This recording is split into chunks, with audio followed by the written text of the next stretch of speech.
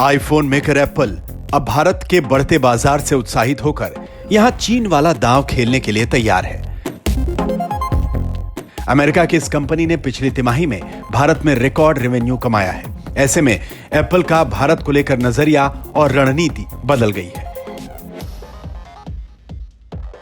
इसके तहत एप्पल अपने इंटरनेशनल बिजनेस के मैनेजमेंट में बदलाव कर रही है, जिसमें भारत पर ज्यादा फोकस किया जाएगा। इस बदलाव के तहत पहली बार कंपनी में भारत को एक अलग सेल्स रीजन बनाया जा रहा है। ऐसा करने की वजह भारतीय मार्केट में बढ़ते दबदबे को माना जा रहा है। भारतीय बाजार की ताकत को देखते हुए एप्पल ने भारत के लिए एक ऑनलाइन स्टोर बनाया है और इसी साल भारत में एप्पल अपना पहला रिटेल आउटलेट खोलने जा रही है। एप्पल मार्केट कैप के हिसाब से दुनिया की सबसे बड़ी कंपनी है। इसका मार्केट कैप $2.418 ट्रिलियन का है।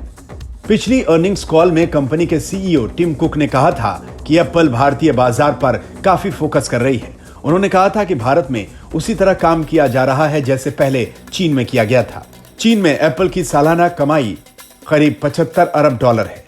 यह अमेरिका और यूरोप के बाद सबसे बड़ा सेल्स रीजन है।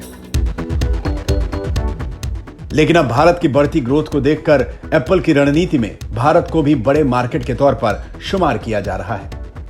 पिछली तिमाही में भारत में एप्पल की कुल बिक्री में 5% की गिरावट आई थी, लेकिन इस गिरावट के बावजूद एप्पल का रेवेन्यू रिकॉर्ड स्तर पर पहुंच गया। यही वजह है कि एप्पल अब भारत में आईफोन बनाने पर भी जोर दे रही है। उसके कई बड़े सप्लायर भारत में यूनिट लगा चुके हैं। अब एप्पल का बड़ा वेंचर फॉक्सकॉन भी भारत में बड़े निवेश की तैयारी में है। भारत, मध्य पूर्व, मेडिटेरेनियन, पूर्वी यूरोप और अफ्रीका के लिए कंपनी के वाइस प्रेसिडेंट ह्यूज एसमैन हाल ही में रिटायर हो गए। इसके बाद ही कंपनी ये बदलाव करने जा रही है। कंपनी भारत में अपने हेड आशीष चौधरी को प्रमोट कर रही है।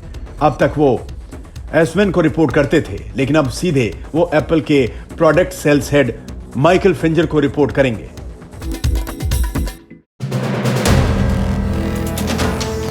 वीडियो पसंद आया तो हमें लाइक, कमेंट, शेयर और सब्सक्राइब जरूर करें।